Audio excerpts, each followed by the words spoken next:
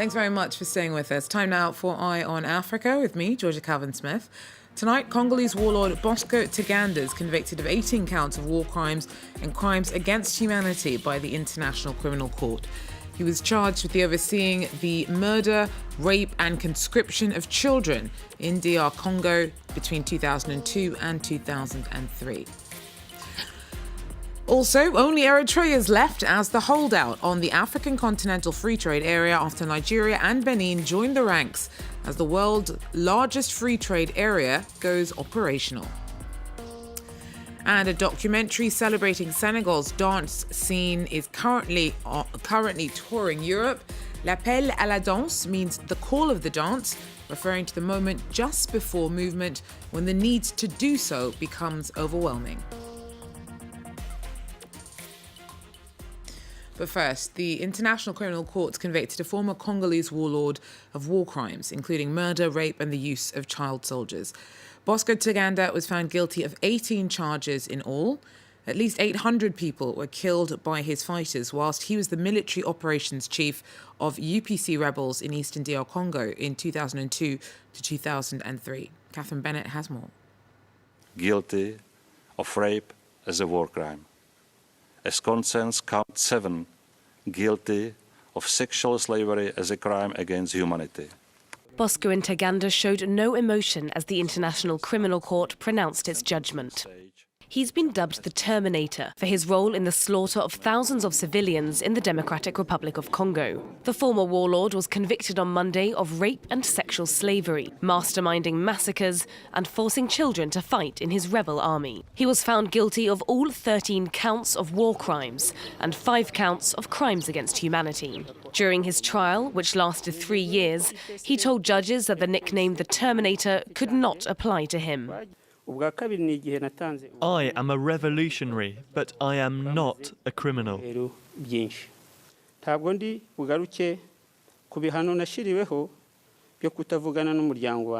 am at peace with myself because I know these allegations are all lies.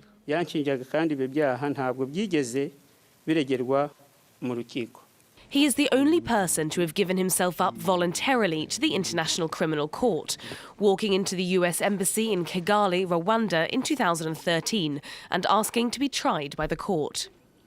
He was a commander in the armed militia, the Patriotic Forces for the Liberation of Congo, during a bloody ethnic conflict between 2002 and 2003 in Ituri, a mineral-rich region in the east of the country. The force's leader, Thomas Lubanga, has already been tried by the court and is currently serving a 14-year prison sentence. Head Judge Robert Fremer said that Ntaganda was a key leader who gave orders to his soldiers to deliberately target civilians.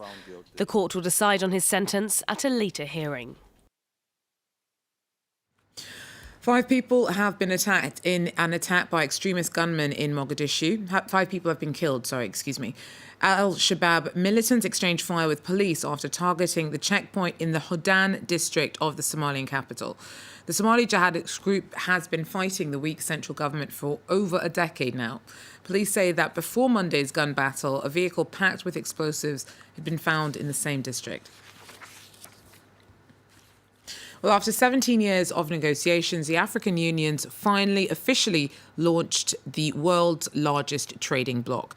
Nigeria and Benin added their signatures to the agreement for the African Continental Free Trade Area during the AU summit in Niger over the weekend. It's only Eritrea now who is the country holding out from the bloc. Nicholas Chemin has more. The concrete reduction of tariffs among African states is still far away, but the so-called operational phase has now been launched. 54 of Africa's 55 countries have signed the agreement. Only Eritrea hasn't, but it said it would consider it. The president of South Africa called the deal historic. It will cover 1.2 billion Africans and 54 countries at the moment, with the other one to join later, with a GDP of $3 trillion. That's phenomenal. South Africa has a lot to gain from the deal. It's the continent's most developed nation, and its manufacturers will be able to export their products more easily. Muhammadu Buhari's Nigeria, which relies heavily on oil exports, is less enthusiastic. It fears it could be flooded with low-priced goods that could harm local producers. Ethiopia's president believes the agreement is part of a historical process.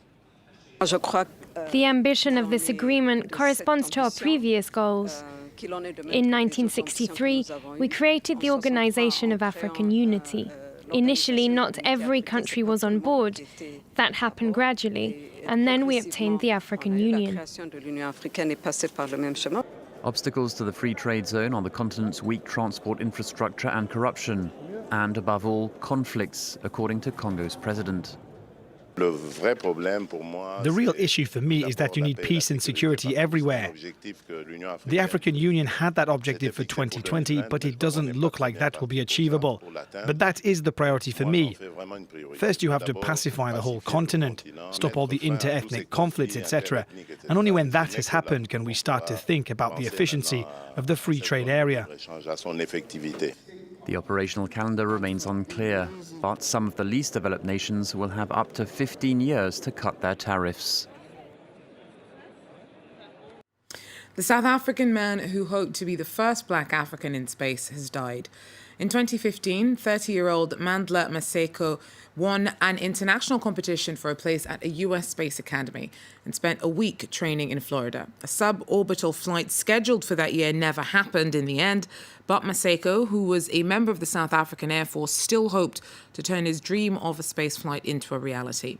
He was killed in a motorcycle crash over the weekend. A documentary celebrating Senegal's dance scenes currently on tour in Europe. L'appel à la danse means the call of the dance. The name refers to the moment right before dancing when the need to move becomes overwhelming. But the professional dancers that featured in the film warn that without more financial support, artists like them will be driven out of the industry. Camille Nedlek has more. The documentary Call of Dance is a love letter to Senegal's dance scene and to that special moment right before the first step. We wanted to show that precise second when human beings, dancers, shift into a different world, when they can't resist moving, be it through joy, because of a party, tradition, the group, competition. We wanted to capture those moments that call on us to dance. 2 of the dances were choreographed, but most are spontaneous and improvised, and feature amateurs as well as professionals. While the documentary tours Europe, its dancers back in Senegal are still doing what they love. Though some believe in the power of dance to change society, dancers also worry that low pay threatens their craft.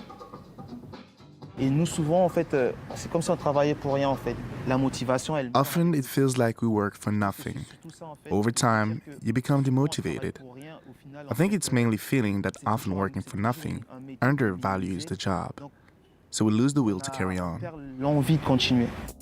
The documentary makers say Call of Dance is the first in a series of films that will highlight dance cultures around the world.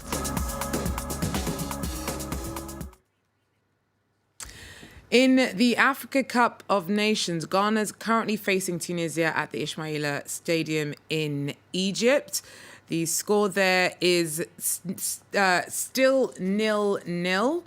Meanwhile, Ivory Coast has squeezed into the quarterfinal against Algeria after beating Mali 1-0 on Monday. Mali put in a good showing, but a goal from Wilf Zaha in the second half brought its hope to an end.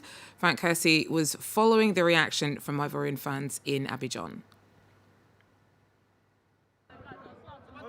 It was always going to be tense, with both Mali and Côte d'Ivoire ranked joint 62nd in the world rankings. But Ivory Coast had been looking the stronger team recently. It was a very intense match, but I think you can guess who got the goal.